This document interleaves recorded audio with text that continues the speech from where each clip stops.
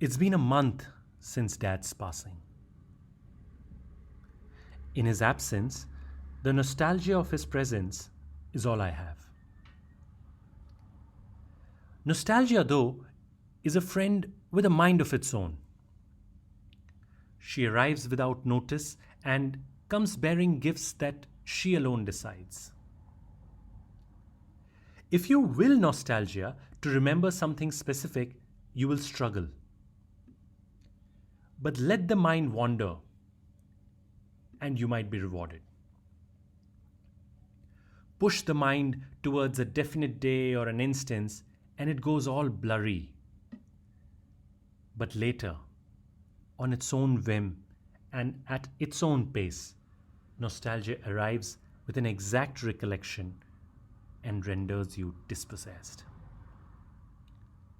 You hope for an escape in nostalgia. Instead, she transforms you into a forlorn refugee. On other occasions, nostalgia trickles herself into a conversation. Miles away from the context of what's being spoken, she brings either a joyful fragment from the past or it grips you with unspeakable sadness of what was, or even worse, what could have been. This evening, as I was heading back home after my weekly run of groceries, it was the silliest of Dad's images that struck me like a bolt. It was his manner of appreciating a repartee or a joke from someone in the midst of a conversation. Often he'd accompany it with a single spoken word, Wah or Darun, meaning excellent in Bengali.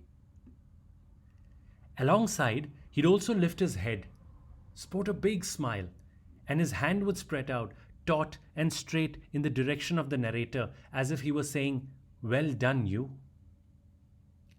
I remember this gesture so specifically, and yet, in all the time he was alive, and in the thousands of times I have seen him do this, I never paid this much attention to it as I did today, trying to recall everything about that gesture. Was it his left hand or right? Was it a straight vertical lift of his chin, or did he tilt his head sideways?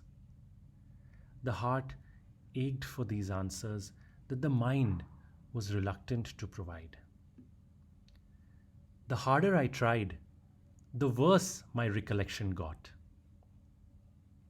Nostalgia and death, though, are companions that are made for each other. Like death, nostalgia needs neither a season nor a motive.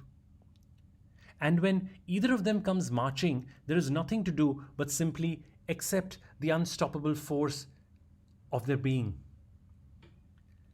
Like partners with enduring relationships, death and nostalgia also have their differences.